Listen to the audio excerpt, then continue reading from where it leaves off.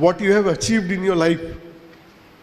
मेरा क्वेश्चन ये है कि if I want to make my future generation IAS और आज के मैं हालात देखूं और आज की चीज़ें देखूं, तो क्या वो पॉसिबल है वो चीज़ चेंज होना जो आप लोग बोलते हैं कि you have to work for the society and you have to think the change the things.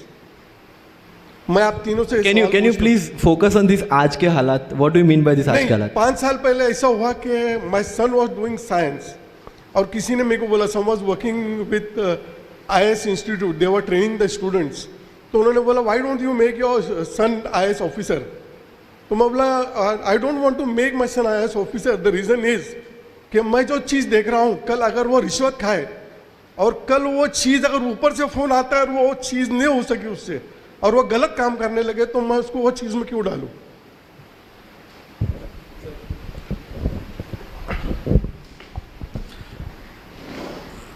Sir पहले तो मैं कहूँगा कि आपने कहा कि आज के हालात, सर हालात हमेशा ऐसे ही रहे हैं।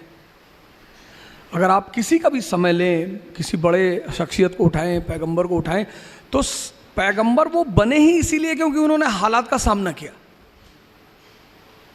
अगर हालात अच्छे होते तो पैगंबरों को आने की ज़रूरत ही क्या थी सर?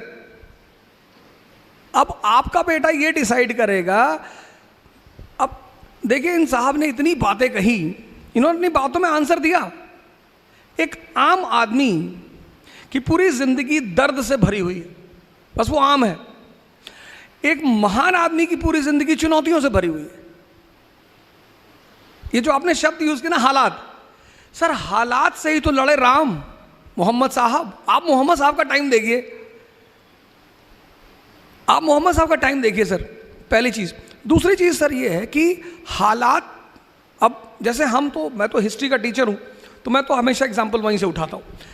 1398 तैमूर हिंदुस्तान आता है, तबाही मचाता है, सब कुछ ख़त्म कर देता है। 1398 से लेके 1556 सेकेंड बैटल ऑफ पानीपत, आप समझ लो 150 साल हिंदुस्तान की हालत ख़राब, सब कुछ तहस नहस। और उस परिस्थिति में सर 1556 में एक 15 साल का लड़का गद्दी पे बैठता है, अकबर। सर हालात देखो आप, हम नाहक में उसे ग्रेट नहीं कहते सर, हम ग्रेट सिर्फ इसलिए कहते हैं कि भाई तुमने इस हालात से तुम निपटे कैसे। एक आदमी कह रहा है मेरा पड़ोसी मुझे गाली दे रहा है, सबके देते हैं दुनिया में, कौन सा पड़ोसी जो किसी को गाली ना दे? और अगर ऐसा है कोई तो आप बताइए, मैं तो मिलूंगा उस आदमी से। लोग कहते हैं मेरे रिश्तेदार मेरे पीछे पड़े, रिश्तेदारों का काम ही है, और क्या करें वो कि मेरे खाला ने हमको डिमोरलाइज कर दिया कि इतना बड़ा सपना देख रहे हो IAS बनने का, अरे कुछ पहले कर लो, अपने माँ बाप की स्थिति देखो। सर काम ही है सर। फ्रेंड आपका आ गया, उसने कहा अरे यार IAS बनने जा रहे हो, अच्छा ये सीधे हमला कभी नहीं करते, ये इनडायरेक्टली करते हैं। मेरे पास एक लड़की आई 4 दिन पहले, उसने कहा सर मेरे पापा बहुत परेशान है, हमसे करे वापस आ जाओ। मैंने कहा ठीक है, अपने पापा को बोलो मुझसे बात करें। तो मैंने उनसे पूछा कि सर क्या हुआ बताइए। तो बोले ऊर्जा साहब हमें बहुत डर लग रहा है। मैंने कहा कैसे बताइए हमें आप।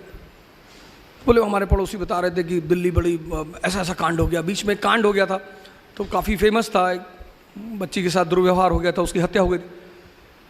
मैंने कहा सर इंदिरा गांधी मार दी गई सर, प्राइम मिनिस्टर उस वक्त थी, आप खुदा बन रहे हो सर, बचा लोगे, ले जाओ सर।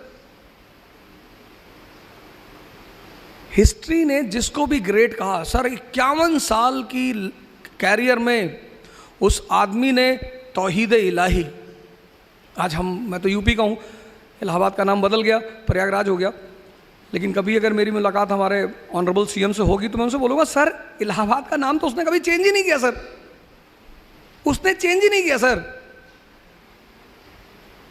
प्रयाग आज भी वहाँ मौजूद है, प्रयाग स्टेशन, आप कभी इलाहाबाद जाएंगे तो आप देखेंगे वहाँ 2 स्टेशन है, एक इलाहाबाद स्टेशन है, एक प्रयाग स्टेशन है। तो प्रयाग तो वहाँ आज भी है sir. Allahabad is a meeting ground. जैसे मैंने आगरा के बारे में आपको बताया, तो इलाहाबाद में 2 नदियाँ आके मिलती हैं, यमुना और गंगा। तो आप पूरी नॉर्दर्न इंडिया उस नदी से कवर कर सकते हो। तो वो बेसिकली एक मिलिट्री बेस है सर। आप कभी इलाहाबाद जाओगे तो आप देखो गंगा के किनारे वो किला बना हुआ है, आर्मी स्टेशन है। उसने सर पहली बार हिंदुस्तान में, दूसरी बार, पहली बार हर्षवर्धन ने कराया, उसने सारे संतों की मीटिंग कराई सर। ये जो आज आप कुंभ देखने जा रहे हो, इसकी शुरुआत हर्षवर्धन ने की।